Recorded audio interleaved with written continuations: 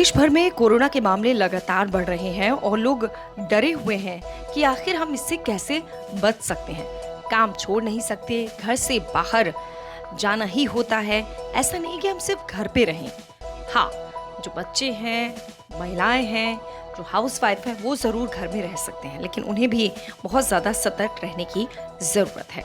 ऐसे में आपके लिए मास्क बहुत ज़्यादा ज़रूरी हो जाते हैं। लेकिन ये नहीं है कि कोई भी मास्क लिया, बाजार से सस्ता सा और लगा लिया, ये सोचकर कि अब हम सुरक्षित हैं। आज हम बात करेंगे कि आखिर कौन सा मास्क कोरोना वायरस से कितना आपको सुरक्षित रख सकता है।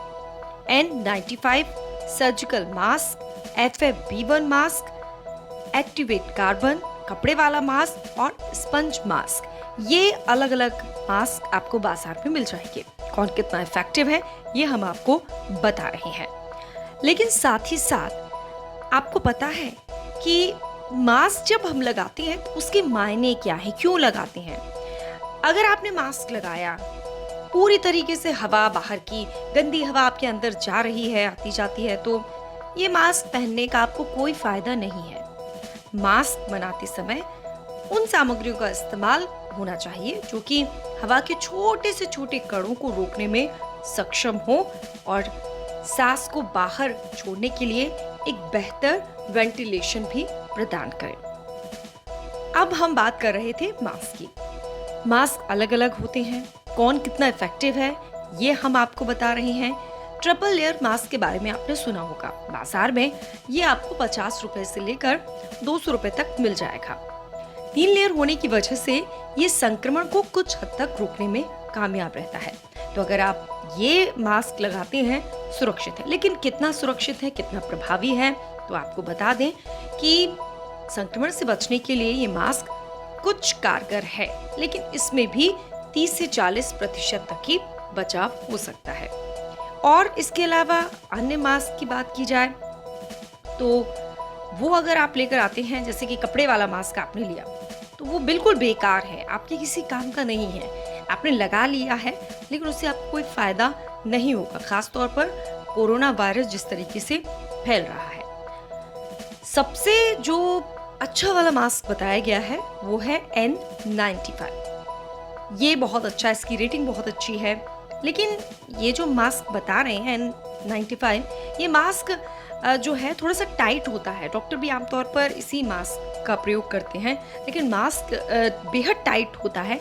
इस वजह से लंबे समय तक इसे पहनना संभव नहीं होता है, इसलिए लोग अवॉइड करते हैं। जहाँ तक कीमत की बात है, आपको ये 1000 रुपए से लेकर 1500 रुपए तक मिल जाएगा। ये संक्रमण को शरीर में जाने से रोकता है, यानी कि आप अगर ये मास्क लगाती हैं तो एकदम सेफ है।